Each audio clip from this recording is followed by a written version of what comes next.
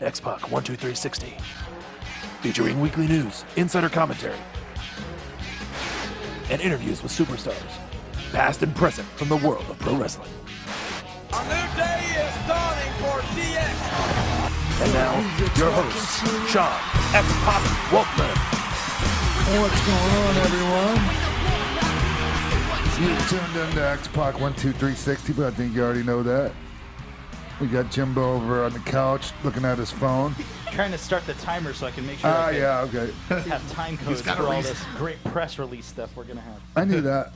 I loved your reaction, though. You were like, glitch. Oh, hey, I'm on. Not as much as Denise, like, hey, look at this picture I took of you, me awkwardly pointing at you. That's the lovely voice of Denise Salcedo sitting next to Jimbo on the couch. Happy Valentine's, everybody. Yeah. I know. I love that me and TK are the only ones wearing, like, pink and red, though, or, like, red and pink. What happened to the rest of you? Do you have a Valentine? Yeah, I do. I do. Yeah, I do. Yeah. A long time Valentine, awesome. So, yeah. That's great. Aww. So, yeah, it makes me want to puke. No, you're one of those people. I am actually not. That was 100% a joke. I am totally a romantic, and I'm all for all that stuff. Just because I don't participate these days, it doesn't mean I'm not happy for everyone that does. I think it's wonderful. Well, you have your Valentine sitting right next to us. She's right there sitting between you, the lovely baby Lou, and she's got her little Valentine's Day shirt on. Oh. Well, it just so happens that it matches for Valentine's Day. So. Life isn't all diamonds and rosé. That's right, but it But should be. But it should be. That's right. I agree. Anissa Barr sitting in with us over there. I don't know if you guys noticed, but she's right there in the corner. no putting baby in the corner, but we can put Anissa there. Oh my gosh. So, She's got a headset and everything. yeah. That's great. Well, here's the thing, You're our man. official fact checker now. Here's the thing. Anissa's been sitting in studio for the past couple of weeks, and then I finally realized last week that she didn't have any headphones on, and so like she's just like sitting there with a big smile on her face and can't really hear half of what's going on. So, all right. Happy to be here. Happy to have you in here, in the room with us instead of sitting outside. So, In the cold. yeah, I'm like, what? Coming every week to sit outside? Oh goodness. What's going on here? Bill Handstock, uprocks.com with spandex, once again gracing us with his presence. Well, thank you. It's my pleasure as always. So I got a call from Talent Relations a little while ago before we came on the air. And so when I hung up from them, I said, they said they weren't going to give us any more guests because of something Bill said. And Bill was like, huh? What? Well, it's very it was a great rib. You really got me, but it's horrifying to me because like my entire day, most of my days are spent like I have to cover this, but I have to cover it in a way that WWE will continue to work with me going forward. Yeah. Like that's what I do all day. Is like. Are they still going to work with me after this? It's a big story that I have to cover. Like, sure. Yeah. So when you said that, I was like, what? Yeah, she was just trying to get the travel plans all put in place for WrestleMania weekend. Yeah. Yeah, nothing more. Yeah. I wish I could say it was something having to do with the show, but it wasn't. So, TK, what's going on? Beautiful, lovely TK Trinidad. Happy Valentine's Day. Yay. Excited. I don't know what you do to this flower, but it is still just same flower from last week, ladies and gentlemen. It's so when I'm on TMZ, because there's a lot of black people where we stand, so my grandmother could tell which black person this is. I'm her granddaughter. Oh, that's your version of pulling on your I'm earlobe. very serious. Oh, sweet. Yeah, because sometimes most of the time we're all standing in the back there, and she's 98, so this is like. I was just like joking around, but is that the same flower? Yeah. Where'd you put it when you're not wearing? Oh, it's not. I knew that. Boys. And joining us at the big table, Sean Waltman. Hey, thank you very much, everyone. Yeah, and if you're wondering who the guest is this week, it's me. There's a lot to talk about. That's right. Yeah. There's a lot to talk about, and you have expert opinions on all of these topics. Mm-hmm. Yeah, according to myself. So, before we get into that, this past week was the, God, what was it? The 15th? 10th. It's been 10 years. Okay. Jeez. 10 years since one of my dear friends and a dear friend of so many people that I know in wrestling, Curt Hennig, passed away. And I remember, Right, 15, my bad. 15. that's what I thought. I'm like, 10 years I since 10 years since he went to the Hall of Fame. yeah, 11 okay. years.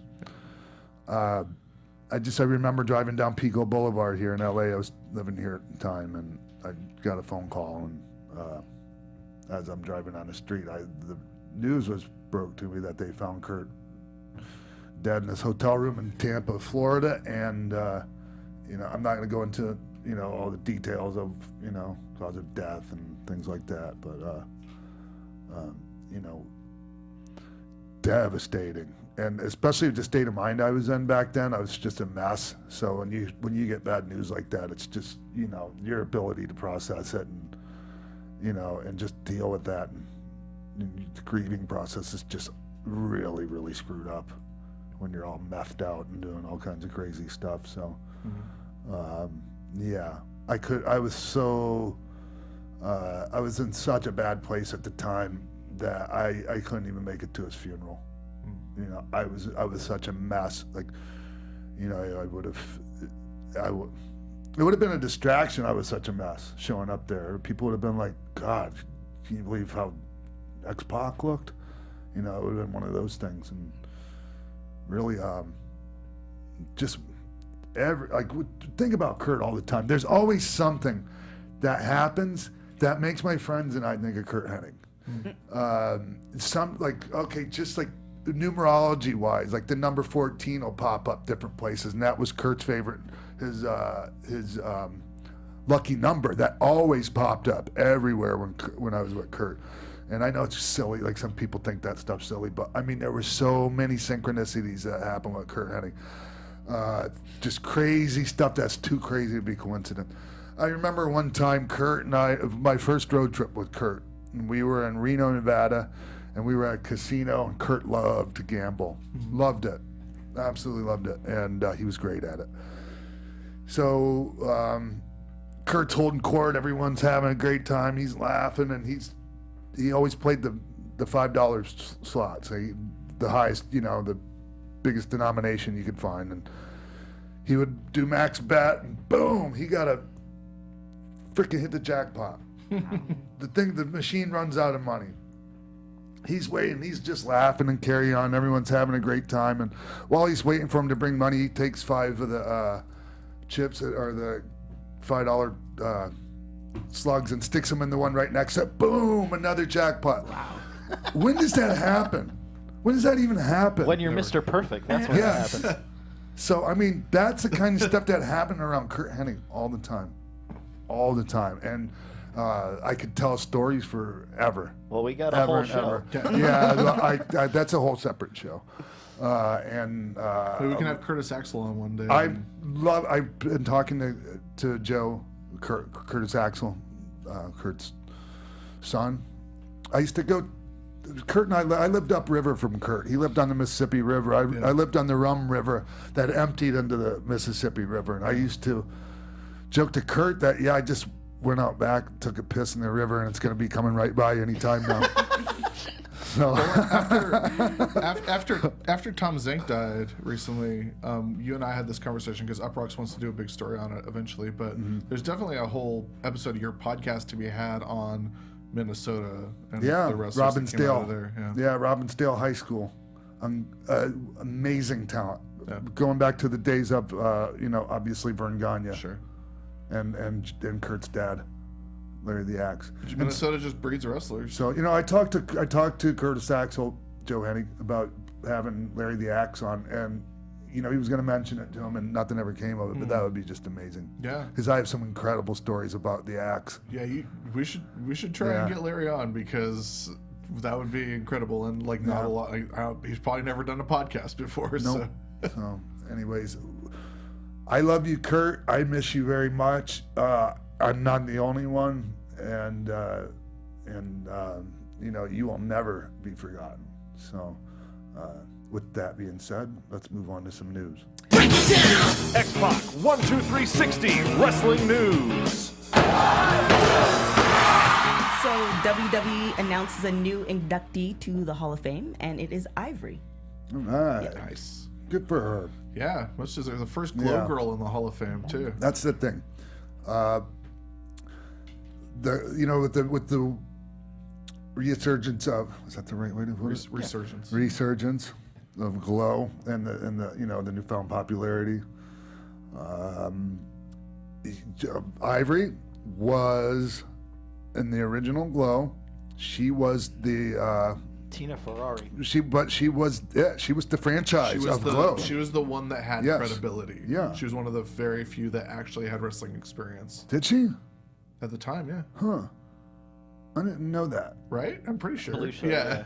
Because there were only a couple. Yeah, that had wrestling experience before that show, and she was one but regardless of her experience before the show, she was the person on Glow that you could look at and be like, that one's a wrestler. Yeah. Yeah. And beautiful, absolutely beautiful. And so when they started using the ladies more in the Attitude Era, when all that started kicking off, and obviously, looking back, maybe the use of the ladies back then, we wouldn't use the ladies like that these days. Mm-hmm. But Ivory came in and she did excellent. Yeah. And she always flew under the radar, never in any drama or any kind of stuff like that. And I love this stuff with the PTC. That was RTC. Actually, the RTC stuff. And I remember talking. We were having a meeting or something and talking about creative stuff when it came to that. And I was like, I actually recommended Val Venis for that because he was always talking about politics and stuff like that. And so that was what do you think about that? About that RTC angle? RTC is amazing. Yeah. Like Stevie Richards. We all know like the where it started because WWE was button heads with the PTC and everything. Brent Bozell. but just the RTC was so good, and the people that were in the RTC were so good, and like the fact that you had people like Val Venis that were subverting their characters so completely The Good Father. Yes. Like you took the scuzziest characters and you cleaned them up and you made them straight shooters, and that theme song was designed for just like infinite crowd heat. But Ivory and she would come out with the dress down to her ankles, right? Wouldn't even show ankle skin, right? And she was not only at a time where there were a lot of great in-ring women tearing it up. She was one of the people who was like holding that division down, but also she was like the best all-around performer. I think like amazing actress, amazing at charisma, getting people to love her or hate her. Yeah, so. She was never at a loss for words, both on camera and behind the scenes. And I remember I can't tell you where it was I made comments, but I remember back when I was in a not the best place and doing some shoot interview, I made negative comments towards her about being a big mouth and running her mouth and blah blah blah, and it was I wish I could take those words back. Like there's a lot of stuff that I could go back and I wish I and things like that, shoot interviews you do for money and problems that you think you have with somebody or that really are problems you have with yourself. Yeah. And so I think about that, and if she knows I said those things and she's listening to this, I sincerely apologize for that. Mm-hmm. I didn't mean to take this off into an apology letter to Ivory, but it made me think of that. You know. Well, an interesting thing that I think about Ivory is because of the RTC.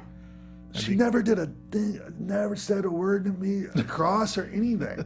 So it just bothers me that I said something like that. Yeah. Just for her eyes on a shoot interview. Well, that's the thing is like all of us in this room have said like stuff that is dumb and that we regret and wish we could take back. The difference is that you have it on wax. Yeah. Like that's the only difference. Yeah. It's like you're not any different than the rest of us. Like everyone has said really dumb, messed up stuff in the past and has trash talked someone we shouldn't have. Maybe not TK, but most of the rest of us have. And we're lucky enough to not be in your position where like someone paid us to trash talk someone on, or someone paid us to be on. Yeah. And you were just. And you feel like you have to perform. Sure. And it was a performance, but it was Well, also whatever. like you're like what you're famous for, what you've spent your whole life doing is like being a person. Yeah. That's not necessarily the person you are. Yeah. So like at what point, like that's another whole Yeah, but episode. that was who I was then. Sure. That was who I was then, and that's the sad part, Bill. Yeah. You know, and we can only, move forward or whatever, but, it doesn't mean I was a bad person, but, I think with time, everyone kind of realizes like everyone changes. Everyone was different at one point, and now they're like this totally different person. Because I feel like you can't stick to things that people said about you in the past when you see what kind of person that they've become afterwards, And the people who don't change are the real people you really need to worry Man, about. if you're the same person you were 10 years ago, I gotta kind of wonder about you. Yeah. To be 100%, Yeah, it's like terrifying. Yeah. Well, that's the good thing about Ivory and where she started from, and the women's movement in general beyond wrestling. Like you see, what we see the women doing now with WWE. It's just an amazing thing where you've seen that progression where we are, I don't want to say equal rights, but we're getting to a point where you could see women doing different things that were unheard of, years ago. So it's really nice to kind of almost see it full circle coming around. Yeah. Well, I got a message from one of our listeners, David Myers, who said that he has always been a fan of you, but your persona outside of wrestling and what people say about you and how you're perceived kind of muddied that water, but since listening to the podcast, it's totally changed his perspective, and now you're one of his favorite people. I He's get gotten that to get sometimes. to know you. Yeah, and thank, what's his name? David Myers. Thank you, David Myers. I appreciate that. It means a lot to me. I've heard that from people and totally get it. Totally get it. Why somebody might have had a, different perspective, skewed image of me after all these years. So even before like the podcast or whatever, and even when I was still not not doing the greatest, people would meet me and go, God, you're not anything like I thought you'd be. Thought you would be an a-hole. Almost everyone I've ever met, like over the years. Sure. Well, not almost everyone. That's probably being a little. But so enough people to make it seem like almost everyone. Let's just put it that way. Yeah. God, I thought you were gonna be an a-hole. So I can it's see funny. why. It's funny. The first time I met you was at a fan thing, and I was paying to get a picture with you, and I was working with SB Nation at the time. Oh yeah. Yeah, and when I got up to you, I tried to give you my card, and I was like, we'd love to book you on a podcast sometime. And what did I say? You said, I don't do podcasts anymore. When That's was awesome. It's like about 2 months ago. No. It would have either been Mania 31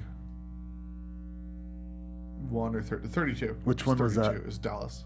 Dallas. Okay. Yeah, so right before you started this show. Yeah.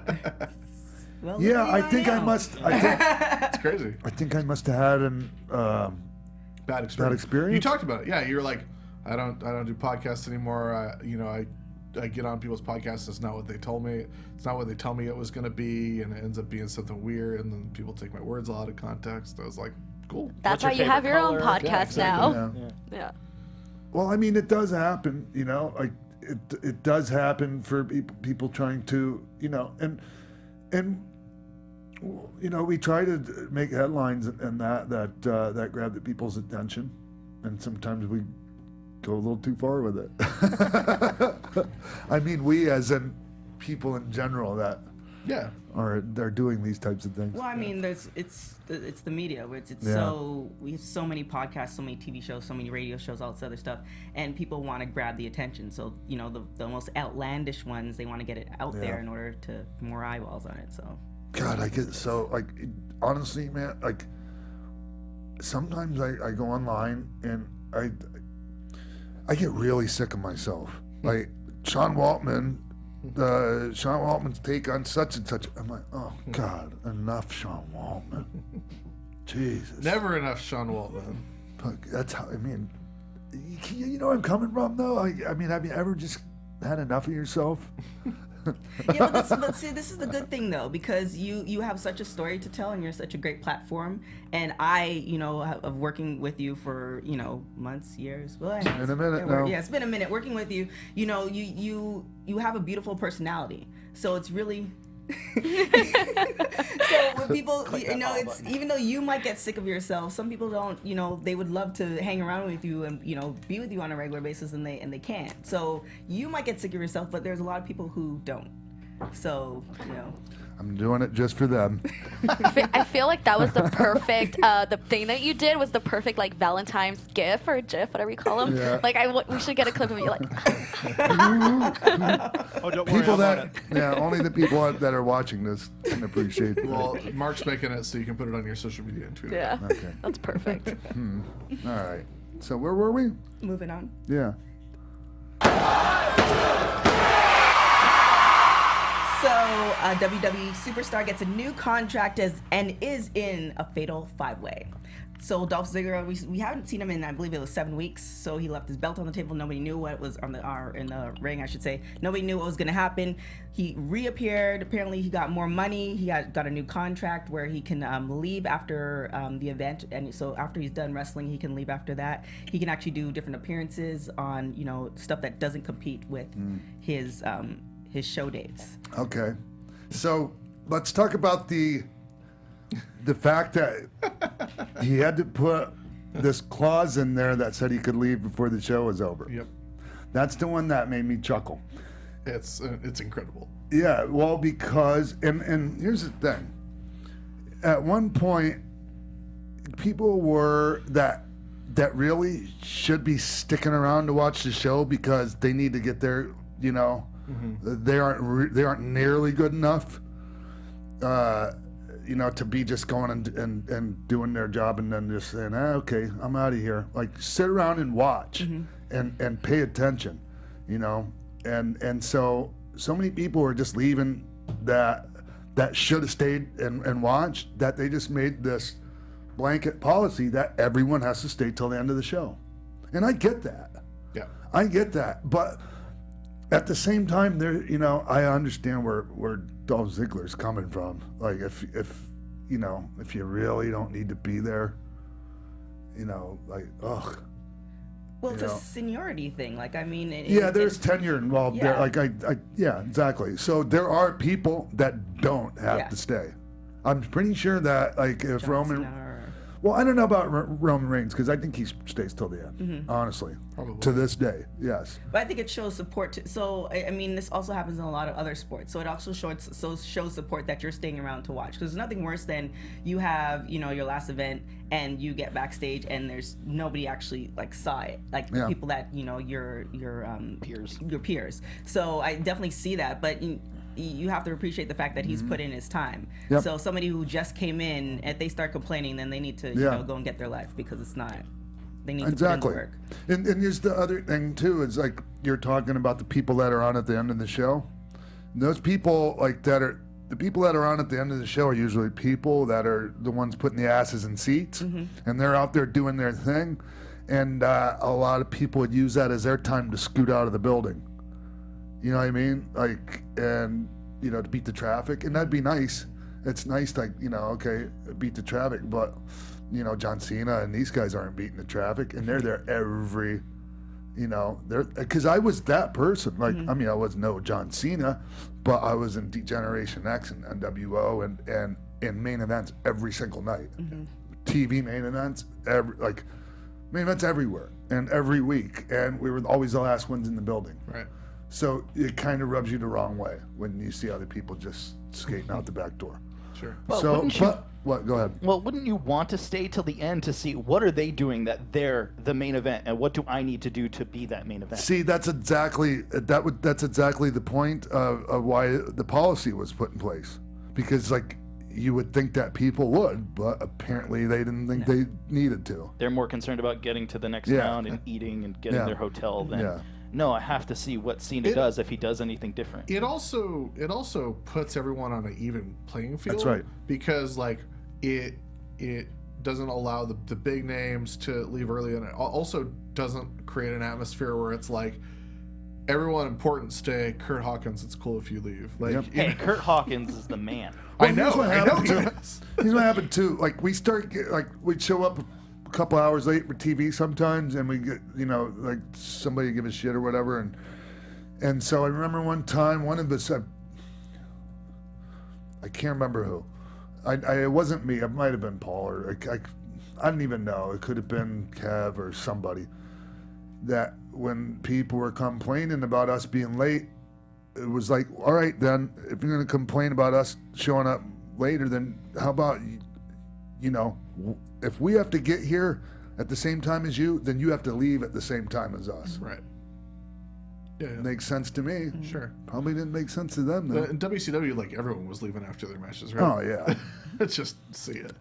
I remember one time I showed up and I saw white coats there, and I left before my match. White coats are the ones that do the drug test. Okay. It's like orderlies? Who needed Yeah. orderlies in WCW?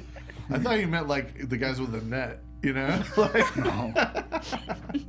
Well, I think honestly that in this day and age, everybody's brand is so important that you have to like work at just not having like one facet of where you're promoting yourself. You have to have multiple facets. And in this way, I do think that separate from the clause where he could leave early, I think that this is very good for Dolph Ziggler because he now gets to, do his comedy stuff, do all this other stuff that he's interested in. So now therefore growing his brand, which is, good for him, to Yes. do. So that's the exciting part. For me, like, I don't know how I feel about the whole clause thing, just because for me personally, I would think it's like a respect thing to stay for the rest of the show and see the show because you're not only working for the show, you're representing the show and you're representing the company and therefore kind of respecting it. That's the way I see it. I think at this point, probably everyone who's worked with Dolph Ziggler for a while knows that Dolph doesn't want to be there. Yeah. And the thing too, if he leaves and he's going to like a comedy show, like just in anything, if somebody's leaving and you see them leave early, but then you see on their social media they're going to do something else, I can respect that. Whether they're leaving and they're posting, a picture of them in the bed in the hotel, it's like Playing okay. PlayStation 4. Yeah, it's just like okay. I mean, I get that's exciting. Well, but that dovetails with like there's a lot of veterans who complain that this current generation of young wrestlers in WWE, like, since everyone has to stick around till the end of the show, there aren't as many people as there used to be, in your era or after that, going up to the veterans and asking, sitting under their learning tree. They're mostly just hanging out on their phones after after they wrestle for the rest of the show. Yeah. So, but like, how does that align with, like, one, what's your take on that? But two, like, how does that align with like what Dolph's doing? Because like it's sort of the difference between like Dolph getting to leave early and Dolph just like also being bored on his phone. I don't know. Huh. I mean, in your experience, is Dolph the kind of guy who wants other people to sit under his learning tree? Is he the kind of person who will I seek out never. other people? Here's the thing about Dolphin. He's great. Whatever. Sure. No question about that. Talent wise, I never heard anyone say that he was that guy that you go to for advice or like, what I mean? Not that he's not, or not that he doesn't have, that to offer. But I just have never heard that about him. Yeah, I've never heard that about him either. But like, and I honestly don't know who that would be there. That's actually active rostered people. well, that was going to be my next question. Is like, Jericho's put it in his books. You've talked about it. You were the guy. You were Vince's guy that when people would come in that didn't have WWE experience, you were Vince's handpicked guy. Work with Pac because he knows what I want. Yep. He knows the style we do. Who do you think that guy is now? I don't know who it is. I don't even know if they have a guy. I really don't. Can you? I mean, if you were just by just by observing, like, can you see anyone that you think it might be? Because I really don't. I mean, other than Cena, who is exactly what they want. Like, not everyone gets to work with Cena. Yeah, I mean, but the difference, there's obvious differences between Cena and I. Sure. And one of them is that I was the guy that could help elevate that person to work with a John Cena. I would say I would guess probably someone like Rollins or Ziggler, maybe Ziggler's that guy that. No, he's I mean, not. he doesn't have the burden now. He's just not. So, but isn't that in that time they didn't have, because NXT seems like it has like the center seems like it's set up that even if you are on the current roster, you can go there for whatever. So isn't that what that's set up to be? Like if you want, ring skills or mic skills or stuff, it's there for you to go. Sure, to, but if you're already on the main roster, you're already on the road 4 days a week. You're not going to spend, or 5 days a week. Unless you're out with an injury and you're going there to rehab your injury. You know who the guy might be? It might be Miz. Yeah. Because I mean, he does everything great. He does everything perfect, and he makes everyone look like $1 million all the time. So, and maybe there just isn't that guy. Maybe it's just I don't know. Maybe there just isn't to me right now there. I don't know. I mean, I know they've used certain people that like. Yeah. Anyways, whatever. Sorry. But we were talking about, before the show started, we were talking about Dolph and how he's in a situation where he's been for several years now been talking about I don't really have anything left to do in WWE. I'm unhappy with it. I'm bored with it. I'm probably going to leave when my contract's up. And now we've gone through 2 contract cycles of him talking about this, being like, talking about being unhappy, talking about being unfulfilled. And then he resigns because they offer him more money. The thing about this is, and I'm sorry to cut you off. Please. This contract, no matter what you put in that contract, you can't put like creative satisfaction in there. Right. It just doesn't. You can't put creative satisfaction into words in a contract. Sure. And if that's not there, I find it hard to believe that anything else in that contract can make him happy. Well, we talked about this when Neville left. Yeah. About how there's no replacement for being creatively fulfilled, no matter what your replacement is, no matter how much money you're making, no matter how big your exposure is. There's no replacement for that. So, in your mind, hearing Dolph talk about this so much, but still staying with the company, what does that say to you?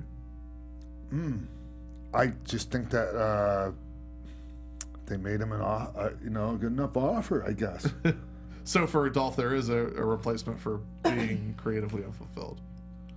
I just think that maybe he had these, he had to weigh out what he thought were the best, to plan for your future. Maybe he figures I'll suck it up now. Sure.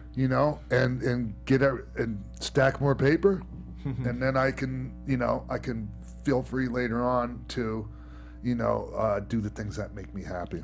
Yeah, it could be like he's getting that smooth transition where he's making those contacts, where he wasn't able to as far as different events when he was on the last contract. So there's nothing better than having a nice, well-planned exit than being forced or fired. Like, I mean, the people who have the opportunity to do that and move on to something else that they really love is way better than, waking up one day and now you don't have a contract or, you don't have the money to do that. So if he's that type of person, it seems like he's prepping himself that, one day it's going to end or one day he's going to say no to the contract and he's going to do all this comedy stuff. He has all that stuff kind of lined up. Yeah. Well, I Maybe think- that's oh, maybe that's his creative fulfillment is now being able to leave and do comedy and figure out a way to not throw his body at the ground to make money.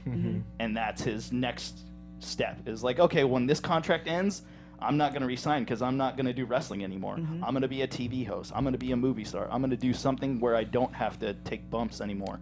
It's going to be a political pundit. Yeah. Oh, Jesus. Maybe that could also be what fulfills him creatively is doing the comedy, doing the entertainment so that he can come back around and go, you know what? I'm reinvigorated. I want to stick to wrestling now that I've had this moment to get what I need to get out. Now, maybe. What were you gonna say, Tracy. Denise? Well, yeah, I was actually going to agree with you. That I was going to mention that's why that clause where he can, go out and do his own stuff, that's where he's getting, like you said, the creative fulfillment versus maybe not getting it in the main roster. And I also feel like you have to compare and like see other people that have left WWE. You know, like for example, you have Cody who went out there and started busting his butt, you know, getting all of this stuff. You know, that's a lot of hard work. And then you have, you know, Ryback who's charging like a larger amount, therefore isn't getting very many work. So you kind of have to find that in between. And I feel like that's kind of what Dolph Ziggler did, but in a different way with this contract, is where he's getting a little bit of, I guess, getting his cake and eating it too in a sort of different way.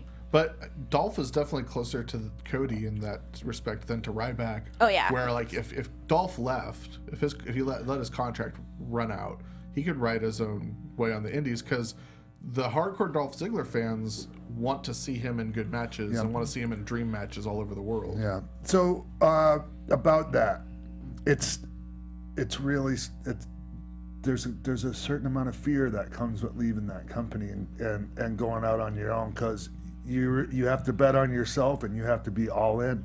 And trust me, I know from talking to many people that have been in that situation, and it was scary for them. Even the ones where it paid off big time, it was still a scary thing, you know, to go out on your own. And like I said, you're putting all the money on yourself, you know, and it's, if you fail, it's no one's, you know, you can't blame it on anyone else. And so a lot of guys, you know, maybe that might have played into you know, Ziggler's decision. You know, he might have just, you know, there's a little bit of self-doubt actually that seeps through in those, excuse me, I spit all over the place. That seeps through in those situations, man. It can get the best, it can whisper in the ear of the best of us, you know. Hey, maybe you're gonna fail. Maybe you'll fall flat on your face. Yeah. Well, maybe you will, but how are you gonna know? Imposter syndrome. Yeah, that's right. Yes, yes. And then we can talk about that some other time. How does the indies work if you were in that position? Would you then go and contact that, or would promoters contact you, or it just depends on what level? Half and half. I think it depends on what kind of wrestler you are. Like when Chris Hero was released, he was on the phone getting bookings to where like the next day he was on shows. Sure. Cole Cabana, he got fired on a Thursday. Friday night he was at PWG. I was there. Like Curt Hawkins too. Like the indie wrestlers that have that mentality, like, okay, I'm gone. I need to get 8x10s. I need to get merch made. I need to have my booking set up. Well, here's the thing though. You know, talking to Austin Aries, you know, and he's very confident in himself and has a lot of self-confidence and knows very well, you know, well, his you worth. Would think his worth. But even he said, man, I started to wonder at first, you know, like how this was going to turn out. And I was telling him all the time, oh, you're going to be fine, trust me. But when you're that person and you have this stuff on the line, you know, financial, like you got a big nut every month you gotta make. So yeah, man, it's easy for me to say. Yeah. Geez, well, Lula. Like, yeah, there are other guys like Hero and Cabana and Danielson when he got released, like they knew, because they came from the indie scene, so they knew exactly which like six people to call when they got released. Like I'm gonna call Dragon, I'm gonna call Gabe, I'm gonna call, you know, I'm gonna call Hunter, you know, like so those are the people in the indie scene. Like Dolph never really was on the indie scene, but luckily his brother is very much on the indie scene. Oh yeah, I worked with him at Bar Hot Young Briley is killing it. So Dolph would just either say to Ryan, like, let everyone know I'm available, or who should I call first? So he's connected in that way. And he's the kind of guy that as soon as you hear rumblings of like he's about to be on his way out, tons of people are lining up to book him. There's no way that when the word came out that his contract was getting close to being done, that like the New Japan front office didn't contact him, that ROH didn't contact him. Like he probably knew exactly the lay of the land for when his contract was running out, and maybe that's why he resigned. So he wasn't he didn't do indies prior to WWE. Not really. So that would make it a little. That would make it more.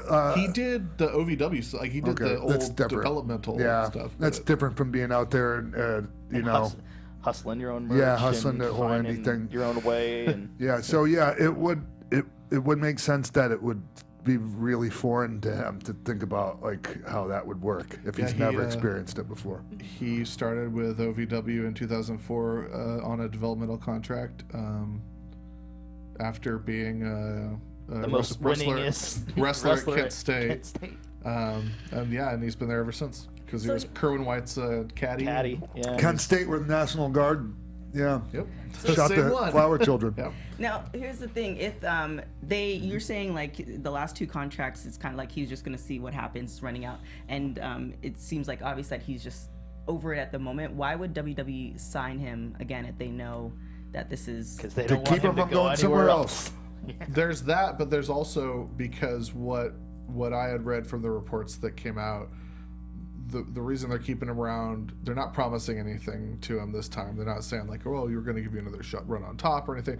They're keeping him because he has value as, here's a guy everyone knows that is a former world champion that we can use to get new people over. Like he can be a gatekeeper. Yep. And there's value in that. There's there is. absolutely value in that. That's right. Because you can never take away that he was a WWE champion. Yeah. Never take that. He's like a way more credible, like not, I was there when he won it. yeah, he's like what Rick Martel was, you know, or people like that from that era of like, here are guys that you know are legit, or Tito Santana. Yeah. Here are guys with a legit pedigree that have been around forever that you know, and beating them is a show that there's something to this person. Yep. So, wishing Dolph the best. I'm a fan of Dolph Ziggler, personally and professionally. So. If not, the entire Spirit Squad will be at Bar Wrestling next week, so maybe he'll show up. Really? Yeah. So Ken Doan will be there? Yeah. Kenny Dykstra. I worked with Ken. He was excellent to work with. And Mikey Mondo, right? Yeah, I think all of them except for Ziggler. Oh, really? Yeah. Oh. I wonder if Riley is gonna don the Spirit Squad. gear. Hopefully. Why not? That. Should. And then Eli Drake's going to be at the March 9th one. Right? There's a ton of people that are gonna be at that one. All right, moving on. This wrestling show gets a new location and a new set. This is courtesy of uprocks.com, so I'll let Bill What's take up, it away. everybody? Yeah, so those of you who have been watching Lucha Underground for the past 3 seasons, and it's great. I don't know why you wouldn't watch it. It was at the Temple in Boyle Heights. It was a very recognizable location. But the end of season 3, if you haven't watched it yet, no spoilers, but some things happened and the Temple's no longer the location. So they've moved out of Boyle Heights. They're into downtown LA now. They're in an all-new location with an all-new set, an all-new temple. It is in a former cold storage warehouse. You can go to uprocks.com and withspandex.com for the full story and the exclusive pictures. And tickets for season 4 are going to be distributed the same way that they were the last 3 seasons, where they'll open it up for RSVPs on their website, and you respond, and the tickets are free, but they're already all gone for the first set of tapings, which is 23, 24, and 25 of February next weekend. And yeah, get in on it, because it's going to run maybe 5 weeks, because they're doing 3 tapings per taping week this time, as opposed to just 2 last time.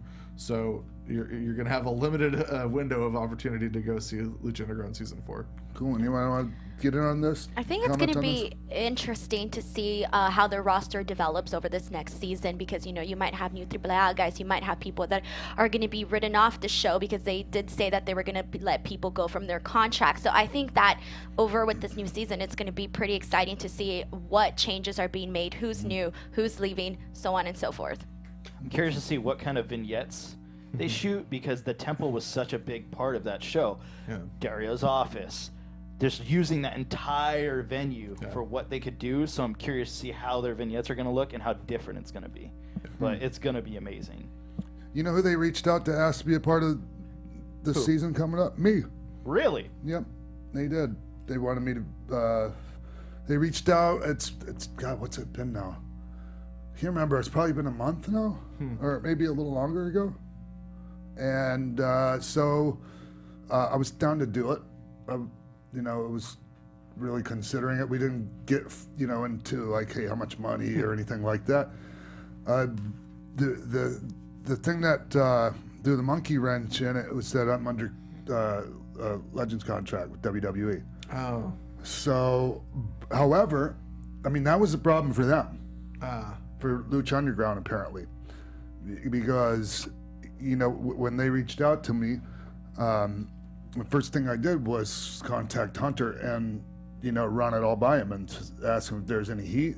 Mm-hmm. He said absolutely no. absolutely no heat at all. Just be careful, that they, their contracts can be really, The fine print. yeah, how their contracts are. We don't have to go into that. They tie you up for, and that's the only thing they were concerned about. And I forget what else he said, but anyways, he just had full blessing to go do it, but they backed out. Huh. Nothing else ever came of it. Do you know what kind of role you were gonna play, or? It was an in-ring situation. I can't remember exactly what it was. It wasn't an in-ring? It was. Oh, it was an in-ring situation. Oh, wow. Yeah. You know what I would do with him? What? I put him with Worldwide Underground. That would have been great. Just as Johnny Mundo's Mundo. crew. Yeah. Him, Taya, Jack Yeah. Evans, And then we PJ could Black. have Ricky Mandel do a fake X-Pac fake instead X-Pac of a instead of fake Mundo. Oh man, that sounds Ricky awesome. Mandel. Be X-Pac. X-Pac, yeah. That's what I used to be called. Exy. As People Chip used Chipperson to ask calls me him. my wrestling name, and I'd have to go X-Pac when I lived in Mexico. Nice. Mexico, I mean. Sorry. Sorry, Denise. It's okay. But yeah, there's the roster's going to look real different this year. Prince Puma is helping El Generico in Tijuana with his orphanage, and I don't know who I was talking to this about, but because Lucha Underground has time traveling people and all, Yes. it'd be great if Aerostar goes back in time and gets like young Prince Puma, and they find like a kid to play young that'd be Prince awesome. Puma and wrestles in the temple as like young, because you can do that. That's what's so cool about Lucha Yeah. Underground. you can do anything. They just blew the barriers down of like, okay, we have undead wizards and we have dragons that breathe fire and we have lizard people. Like, yeah, this is wrestling. Or he could travel to the future and get El Hijo de Prince Puma. Yes.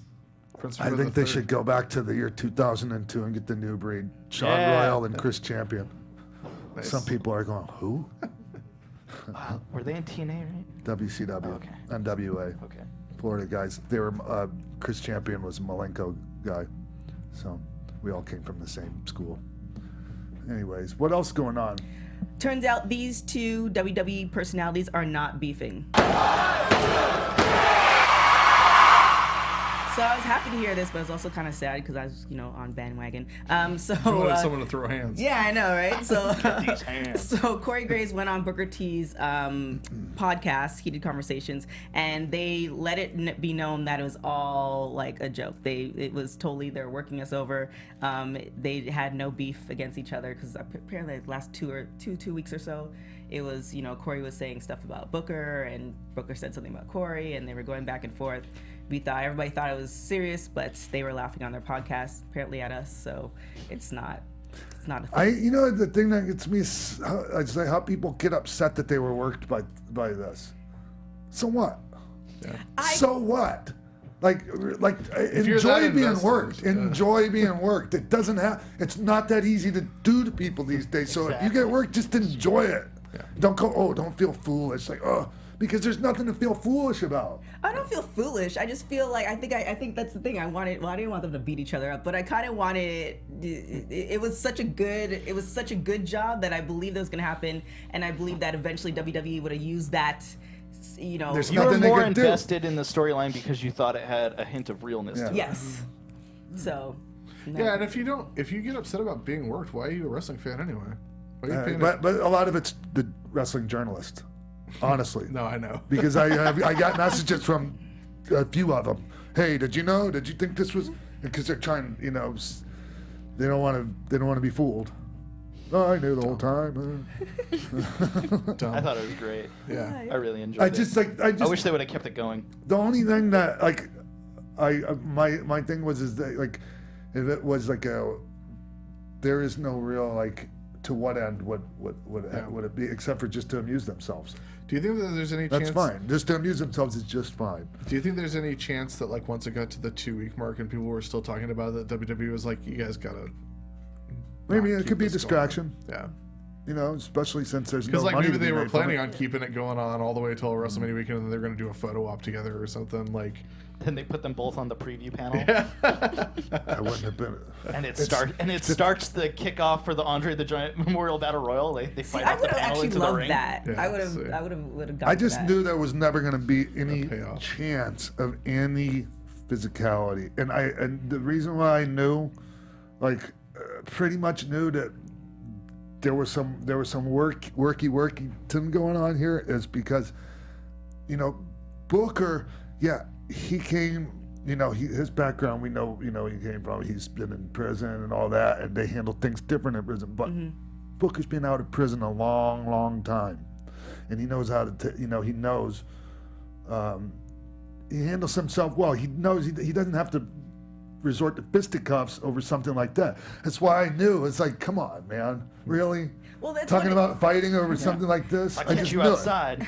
Well, that's what made it so believable, I guess, because I already said before that I like Booker better than Coach, but I'm gonna let Coach grow on me. But I feel like it makes a difference. I feel like, I guess, because I did watch, like I watched I think the documentary about him and like saw the history. It felt like, one, you know, you're disrespecting somebody who's been in the game for a lot. Like, it was just more of a overall thing. So it worked out. But Plus, just the thought of, like, okay, and I've never seen Corey Graves in a fight, but I don't think it would turn out very well for him. Not at all. You know, You seen Booker T in a fight? I wasn't there, but you know, he beat the crap out of Batista in the dressing room, and it was Batista started it. So, yeah. Anyways, Moving on. mind you, sorry, that was before Batista became an MMA fighter, so he might have done better later on down the road. but Speaking of MMA, another UFC fighter might go up against Mayweather. So on the Joe Rogan Experience, the podcast, so I think maybe about 2 weeks ago, Mayweather did this little video about him going into the UFC octagon. So there's been, you know, talks about him and McGregor going up against each other. Joe Rogan thinks that Mayweather and CM Punk would be a good matchup in the UFC. Excellent matchup because the experience in level. the UFC. Yes. Oh, okay. Because of the experience level of both guys, I just think it makes all kinds of sense. It's they both have limited. Well, Mayweather got zero experience in the octagon, but he does obviously have tons of experience in fighting. Yeah. You know, so there would be similar experience levels and really big name value on each side with each Oh guy. yeah. Talk about talking Huge. people into the building right there. Huge. Whew.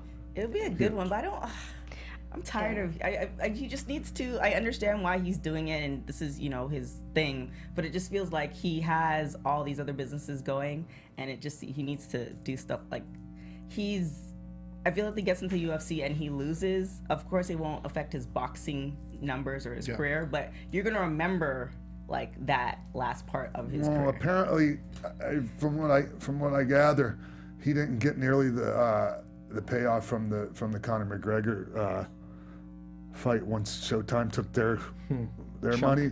So I think he needs some more cash. Oh, really? Yes. You walk around That with $1 payout million was in crazy, cash though. at all times. That's why he needs more cash, because he spends it like it's going out of style. I don't know. To me, the Floyd Mayweather CM Punk thing just seems like so far fetched to me. Like, I don't like. Granted, the name value is there, but for it to actually happen, just seems like I would have to like see it announced in front of my face to believe it. Just because like separate weight classes, I don't see Floyd going into an MMA ring. I don't see it happening until unless it were to happen, I would have to see it like. On the card and everything. I mean, 3.5 years ago, Mayweather and McGregor was just a talk. Yeah. And you know, it was the biggest thing. They did it masterfully, meaning that they just left these crumbs. I don't know if they did it on purpose or whatever, but they left enough crumbs for 2 years that it built up where everybody wanted to see it. So I mean, I wouldn't put it past him because Mayweather stays in shape. Like, he never is not out of shape. And I think because he's had this record, he's been in the game for so long, he thinks that he can do anything, which kind of happens to being an athlete. So he might do it. I don't think he should, but you know. I wonder if he's been training. Do you think that word would have gotten out if he's been doing any grappling or mixed MMA training? Just like training without like 8 or 10 ounce gloves. No, just training, like just MMA doing training. Oh yeah, but even like something so like in your MMA training, are you just practicing? Oh, we're just doing takedowns today or ground today, or like you legit like take off your gloves, put on these UFC gloves. How does that feel? do your normal punches with these. How does that feel? Yeah, the thing Like, about Mayweather is like he's so rich and he's so famous that nothing gets out that he doesn't want to get out. Like the dude could have a regulation octagon built in his house and bring people into his mansion to like roll in private. But like if he doesn't want people to know that he's rolling, like he would go out to Ronda's gym and roll around in Glendale if he wanted people to know that he's training MMA. it'd be funny if he went and trained with the guy that beat Punk. Yes. That would be. Mickey Dude. Gall. Yeah, people gave him crap for getting beat by Mickey Gall. Mickey Gall is a badass. Yeah, he is. Turns out he's a hell of a fighter. So I think that like if Punk and Mayweather fought, Mayweather would probably catch Punk with he might. a right hook. That's the thing. That's why I'm saying that I am interested in seeing that. I would love to see the height difference. Because Mayweather's small. Yeah, he is. He's tiny. But what you said about breadcrumbs makes me think of Brock Lesnar and Undertaker when Brock lost his fight at UFC and was walking past Undertaker in the crowd. Yeah. You want to do this now? And that was just like the little thing that led up to ending the streak. So Yeah, well, they were going to do that, and they were making this big assumption that Brock was going to beat Cain Velasquez that night. is Right? that why Taker was in the crowd for that? Yeah. There was this assumption, okay, you're going to get the win, and then we're going to shoot this angle. Except for he didn't get the win, Yeah. you know? So apparently Mayweather is 5'8", which I don't believe, but and CM Punk is 6'2". He's not. He's, No, he's not. 6 foot. 6 foot. Yeah. 6'2" So is it's more my like height. it's more like a 6'2" is booties. 5'7" and a 6 foot. Then it sounds like. Yeah. Which is fine. Yeah. Because, I mean, They've got, when Punk's in fighting shape, he's got like 40 pounds on Mayweather. in fighting shape, Well, when he's when he's cut weight to fight at his weight class in the octagon. what's Punk Mayweather? fights at 185. 176. Or what? Mayweather's 140, right? Yeah, 140 I Mayweather, thought- Punk like 175. Yeah. Yeah. Well, it's Yeah, but I think Mayweather would come Bulk up in up? weight. Okay. Yeah, absolutely. It's not like he's fought in different weight divisions. yeah, that's true. So, anyway, that means it's time to move on to the next. Are we out of things to talk about? Well, we're never out of things to talk Holy about. crap! We got to the end of the road. I mean, New Japan announced Liger versus Rey that's Mysterio. right. I knew there was something There's we another were person missing. that wasn't coming back to Lucha Underground season 4.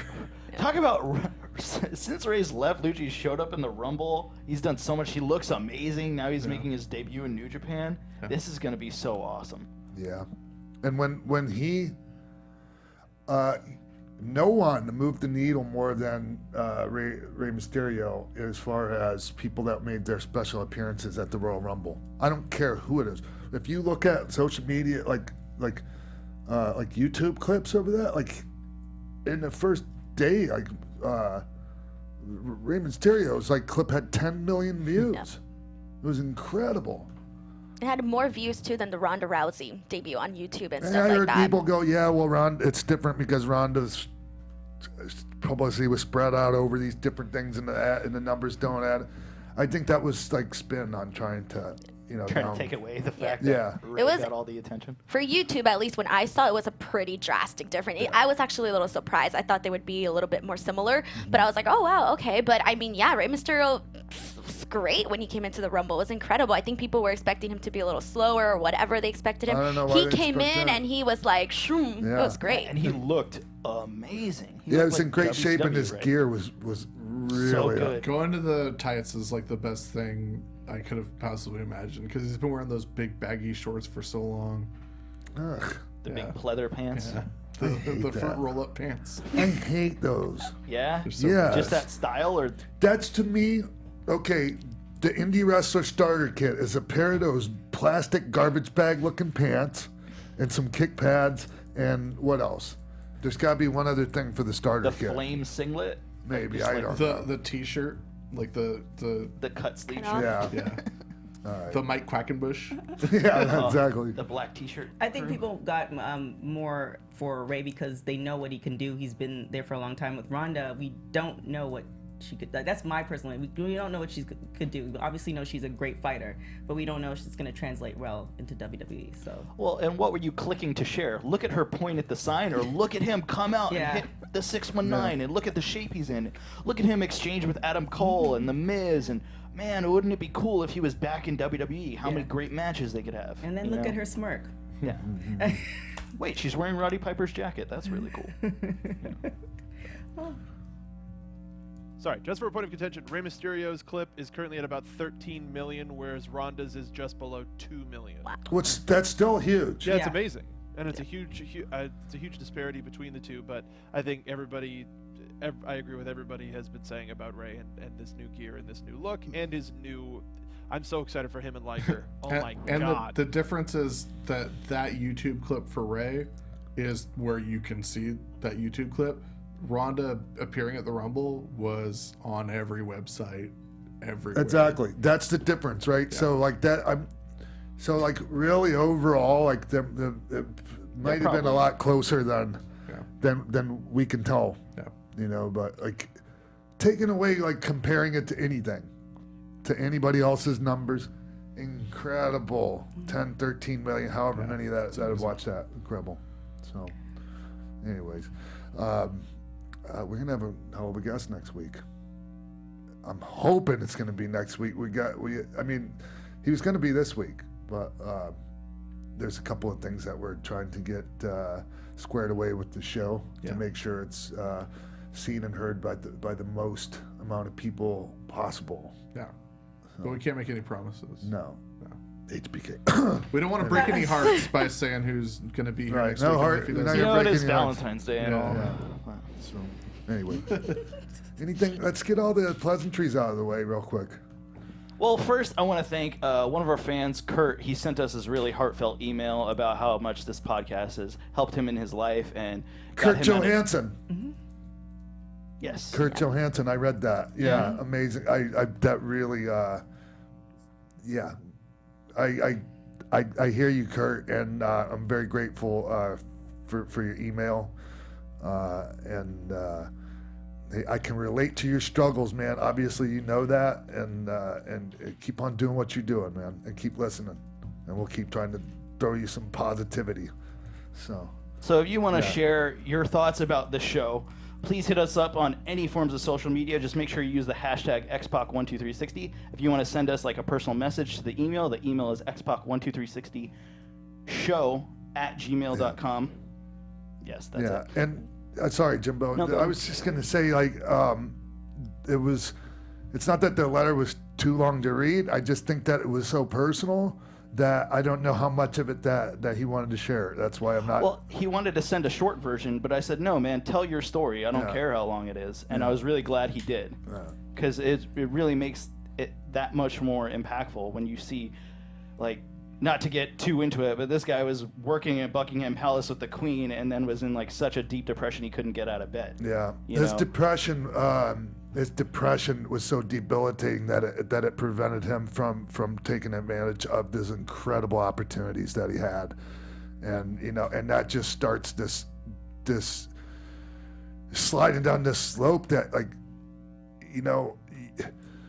you get down on yourself because you missed out on this opportunity, and then anyway, it's really hard to climb up out of a hole like that, man. And so anything that we can do to help you, Curt, for you to climb up out of that hole, man, I know how to do it. I've climbed up out of it. So give me a holler if you need to know the way. All right? Yeah, and other people that might be in a different kind of hole, in a hole of addiction. February 24th, Breaking the Cycle of Addiction at Johnstown, Pennsylvania. Yes. Tickets are on sale at Eventbrite. They're not on sale. They're free. Oh, they're free. Yes. For information, go to eventbrite.com. Yeah. Check that out. February 24th, that'll be that day. March 17th, Power Factory One Fall Wrestling Seminar. You'll be there. Yes. Teaching a seminar. Facebook.com. One Fall Wrestling has got information about that. And WrestleCon, he'll be at That Wrestling Club for WrestleCon with Kevin Nash, Al Snow, and Mean Gene. Go to thatwrestlingclub.com for more information about that. Did they ever change my picture on that? I'm gonna get back on them about that. What but in the I'm F? checking on that. Tell them if they don't change the picture, I'm not doing the frickin' appearance. And I'm not joking. That's lazy bullshit. So, I mean, It's bad. I come on, you guys. Like, if you're having me come in for an appearance, don't just pick the first frickin' picture when you Google my name. Like, pick a decent frickin' picture. All right. Anyways, I'll get off my soapbox. Now I'm like looking for the picture. It's the picture from It's just Mexico. laziness. It pisses me off. So, all right. Sorry. The bummer is that there's only like 4 pictures of you on Getty, and they're not very good pictures. Sure not. That means we have to take new 8x10s. Everyone should use the picture of you in the ring at 25 with Lou hanging from your chest. Yeah. That's the best picture I've is the seen best in picture. so long. All right. So I'm gonna have to get on that guy, or get on Hero, or something, because I'm that. Dave, he has to delegate. He's a busy guy. He has to delegate things. He's delegating something to somebody who's not doing a very good job, apparently. So We'll take care of that. We'll make sure that at least done my thing. Sorry, I get a little hot about stuff like that. No, but it makes sense. That's you. I You need even said- I need all the help I can get when it comes to the way I look. Anyway, all right. Anybody else? Jimbo, where can we find you? I'll be at PWG this week. I'll be at Bar Wrestling next week and Suburban Fight Club the week after that. Follow me on Twitter at Jimbo in the Booth if you want to know more information about that. Awesome. You guys can follow me on Twitter and on Instagram at _Denise Salcedo. Also, if you are in Texas, February 16, our Lucha will be in Beaumont, Texas. February 17, they will be in Humble, Texas. So make sure to check it out. That's this weekend. You can find me everywhere at Sundown Motel. Check out Upbox.com for those exclusive Lucha Underground whatevers with Spendex.com. Today we dropped a new episode of our podcast. It's got the one and only Fallen Angel, Christopher Fallen Angel. Use take 2. Christopher Daniels. Today, Junior. You can follow us, follow Xpac on Twitter, The Real Xpac, IG Xpac12360, Facebook Xpac12360 Show. Don't forget you can sign up for the newsletter on there as well. iTunes, give us 5 stars. YouTube, leave your comments. And like we said before, if you want to send an email, you can do that. You can follow me on everything at TK Trinidad. I am running the marathon. It's slowly coming together. If you want to donate money, I'm helping to raise funds for water pumps in Africa. So you can just go on my little bio line and donate. Don't you have like a GoFundMe page for your medical bills for that stress fracture on your foot? I do not. No.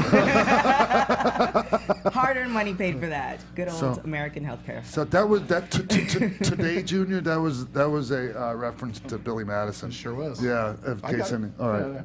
Let's go on about the Hey, chloroform. so we were doing a panel at Comic-Con in South Texas or something, and so a guy got up and asked a question, and he was like, and so I did that. I went today, Junior, and the guy ended up having a speech impediment. He just started crying. What a heel! No, he laughed, but like it was afterwards. It was apparent that there was, he was doing the best he could. Yeah, talk about feeling like a jerk. Even Scott Hall went, damn, what a heel. And that's coming from him, right? Was he holding a glass of red wine when he? No. Oh, sorry. I thought you meant Nash. Sorry. Right. All right, everyone. Thanks for tuning in, and I think next week we got a hell of a guest. From executive producers Maria Menounos, Kevin Undergaro, Phil Stetek, Sean Waltman, producers Mark Donica, Jimbo Frank, and TK Trinidad, and the entire Xpac 12360 staff, we would like to thank you for tuning in. Like us on Facebook, rate and comment on iTunes and YouTube. Follow Xpac on Twitter at TheRealXpac, and email us at xpac12360show@gmail.com.